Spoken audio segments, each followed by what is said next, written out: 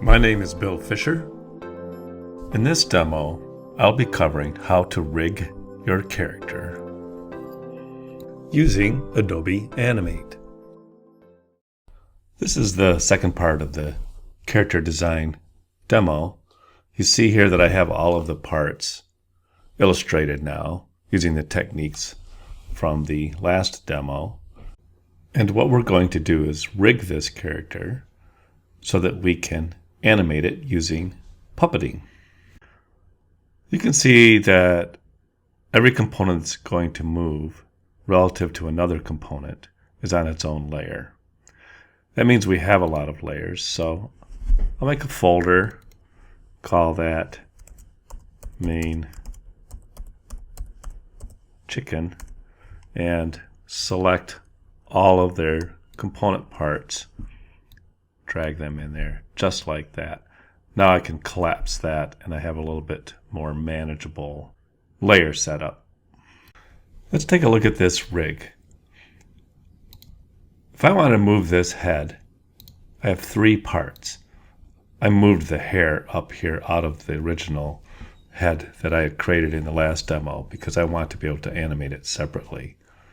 If I only choose the head and rotate it, you see the other parts don't go with it. All I need to do is choose all three, but now if I rotate it, it's rotating about the wrong point. So I choose all three and then move the rotation point to there, and now they are all moving the way I would like them to. Each component will need to have its own rotation point set. So I will set the rotation point for this wing, for instance, right there. Another thing that we need to do is remove some of these lines. This wing right now looks kind of like a robotic arm because it's not connected to the torso. Whereas the head, I've already erased some of that line. I can rotate it and it will feel like it's always connected because some of this head color can spill in to the torso color. Let's connect this wing to this torso by removing this line. If I double click into that graphic symbol, I can see that I have some groups. And if I select this group, which is the larger part of the wing, and double click into it, now I can manipulate it. I'm going to get the eraser tool, and right here I'm going to set it to erase lines only.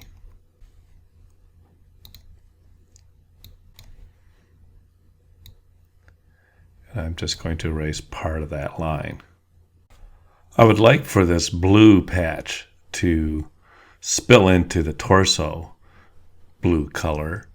So get my selector and choose this little blue patch, double click it, and now I can manipulate it and get it to spill up into here. I'm going to make sure that it overlaps quite a bit because I really want to be able to rotate this and not have it expose any of the lighter color underneath it. So let's backtrack and test our rig. I'm inside of a drawing object right now that was inside of this left arm graphic symbol, which is in the scene. Now, we already moved the rotation point earlier in the demo. By choosing the free transform tool, we can now test the rig. You can see that it has quite a range of motion. We have left enough overlap so that the rig won't break. Getting this rotation point in the right place and leaving enough overlap in the line is crucial to being able to pose the character without having it break. Now, if I put the rotation point there, you see it breaks. We have a gap this seems to be off in a place where it doesn't make any sense. It doesn't intersect with the torso anymore. Every rig has what we call a default pose. I'm going to get this into its default pose.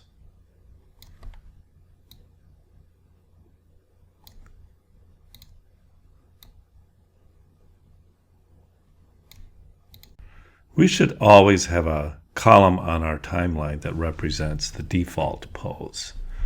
If we're going to test our rig or animate this character, we'll want to preserve the default pose, select a column. You can select that column by clicking and dragging. You can also select that column by clicking here, holding the Shift key down, and clicking there. Once I have that column selected, I can right-click or hold the Control key down and click and insert keyframes. Now, if I change the pose here, it will not affect the default pose. Let's see if we can make this chicken fly. Flying chickens have their wings out, something like this.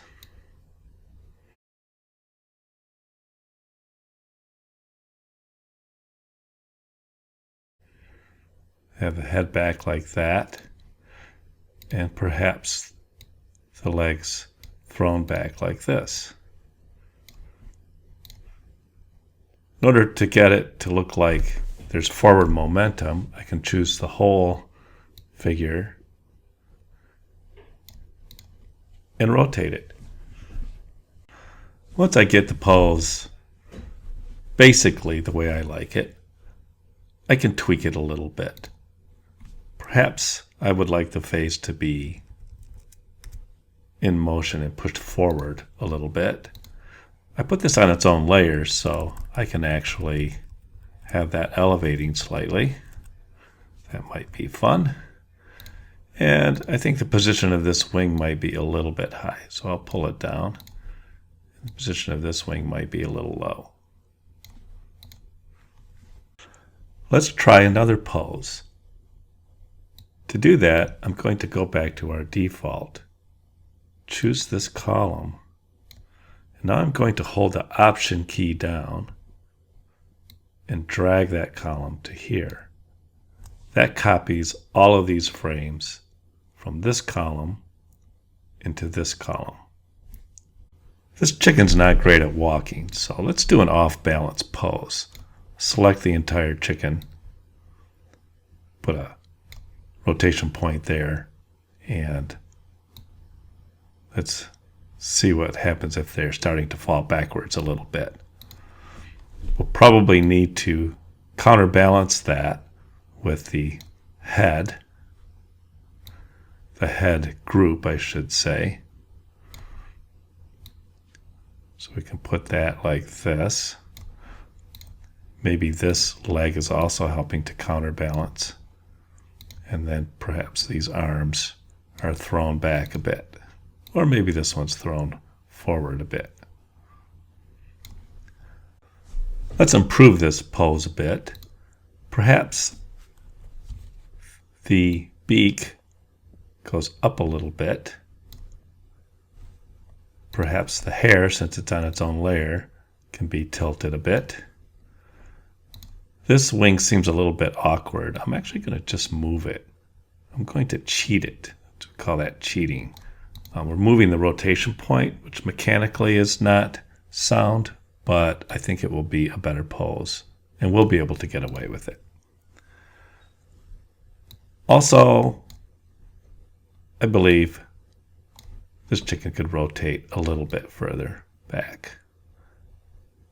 And we can re-counterbalance that by moving the head a little bit further forward. Let's take a look at our three poses. We have the default pose, which we will always go back to periodically to kind of reset our character in its correct proportions. We have a launching pose and an off-balance pose. I created these poses so that I could test my rig, test my design. It looks like it's going to work. Well, that wraps up the demo for today. Thanks for watching.